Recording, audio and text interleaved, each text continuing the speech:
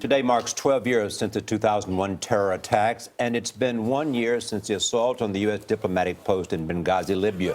4 Americans were killed, including Ambassador Chris Stevens. Ali Soufan is a former FBI agent. He just wrote a comprehensive new report on the global terror threat. Also with us, senior correspondent John Miller, former FBI assistant director. Good morning. Good morning. Good morning. Before we talk about your report, let's just talk about what you have discovered about a guy named the Uncatchable.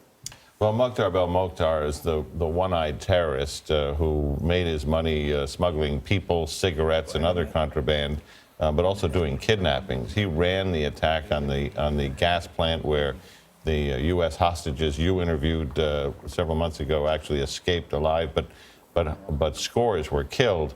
And releasing this tape today is planting a flag literally in the sand and saying, we're Al-Qaeda, we're back, and we're operating. Why did everybody think he was dead, John? Well, he's been dead before, Gail. Oh, okay. He's been reported dead and then found alive and reported dead and found alive. And with his last reported death, you know, my conversations with the intelligence community, they said, not so fast, let's wait. But I defer that to Ali because he knows the player and the region. I think it's important to, first of all, for the tape to be released on 9/11, on the 12th anniversary of 9/11. No accident. Absolutely not. Second, if you watch the tape, you will see that there is now connections between the different affiliates of Al-Qaeda. The tape starts with a message from Al-Qaeda and the Arabian Peninsula and the message from Zawahiri. The third element of this tape that makes it interesting, that shows that there is significant divisions between the affiliates. Mukhtar Belmokhtar is now basically breaking up with Al-Qaeda and the Islamic Maghreb and starting his own thing. And we see the same thing in Syria with the Nusra and the Islamic State of Iraq and Syria. But do you think Al-Qaeda is stronger now than ever before? Well, it depends. Yes, the affiliates are stronger. The organization that attacked us on 9/11, it doesn't exist really anymore. However, the narrative haven't been targeted, and that narrative spreads from West Africa to Southeast Asia.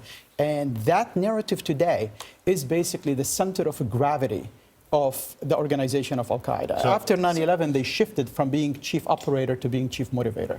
So if the organization has become less of an organization and more of a network, it's 12 years after 9/11. Sure. Why, as the U.S. government or as the world collective of the West, have we not been able to find a counter narrative that is compelling as the tapes and things people are finding on the internet and launching attacks over? Well, this is what we tried to do with our report, and the report was done through the Qatar International Academy for Security Studies, and we went through so many different regions and continents. And we found out that people now realize that we need to counter the narrative, and we need to counter the narrative on the internet, using social media, work with our allies in providing other entities on the internet that can provide a counter narrative for Al-Qaeda's propaganda. You talked about Al-Qaeda in the Arabian Peninsula, what's going on in Syria. What about the homegrown threat? How serious is that, John? That is a direct product of what we were just talking about, which is there are 50 attacks targeting the U.S. or targets on U.S. soil since 9/11 over these last 12 years. The last couple of dozen that I've studied in detail all come back to the same place, and include the Boston Marathon bombing in this. Right. I watched the videos of Anwar al-Awlaki, and that's what inspired me to do this. And that's what I meant by this powerful narrative.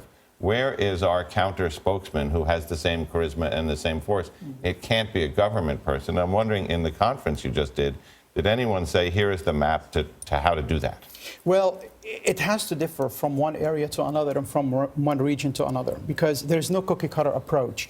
And Al-Qaeda always prey on local grievances for recruitment. Sure. I interviewed dozens and dozens of Qaeda members, and I don't remember that 2 of them joined the group for the same reason. So we need to focus on these local issues. So there need to be a lot of counter-narratives and narratives. Absolutely, absolutely. And to go back to the point about the homegrown, this is probably the most dangerous thing that faces today in the West and in the United States because of the individualistic nature of the threat. All right, Ali Soufan, we thank you. John Miller, always good to see you.